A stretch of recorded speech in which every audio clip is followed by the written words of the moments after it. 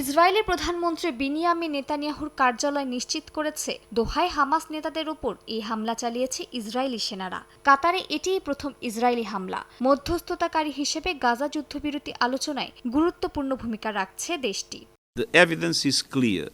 জাতিসংঘ মহাসচিব Antonio Guterres এই হামলাকে বলেছেন কাতারের সার্বভৌমত্ব ও ভৌগোলিক অখণ্ডতার সুস্পষ্ট লঙ্ঘন। সৌদি পররাষ্ট্র মন্ত্রণালয় এক বিবৃতিতে জানায়, ইসরায়েলের এই হামলা কেবল কাতারের বিরুদ্ধে নয়, গোটা অঞ্চলের নিরাপত্তার জন্য ভয়াবহ হুমকি। এতে দোহার প্রতি পূর্ণ সংহতি পুনর্ব্যক্ত করে রিয়াদ। এছাড়া তুরস্ক, সংযুক্ত আরব আমিরাত, কুয়েত, জর্ডান সহ মধ্যপ্রাচ্যের দেশগুলো একযোগে নিন্দা জানিয়েছে।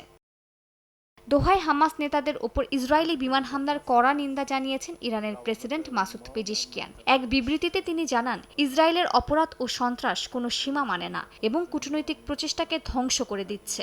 ইরাক, সিরিয়া, লেবানন, ইয়েমেনের হাউতি বিদ্রোহী সহ বিভিন্ন আঞ্চলিক পক্ষ কঠোর ভাষায় প্রতিক্রিয়া জানিয়েছে। এই হামলাকে অপরাধমূলক, কাপুরুষোচিত ও বিপজ্জনক উস্কানি হিসেবে বর্ণনা করেছে তারা।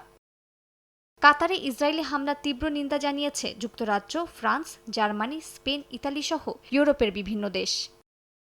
মালিহা সুহরওয়ার্দী, সময় সংবাদ।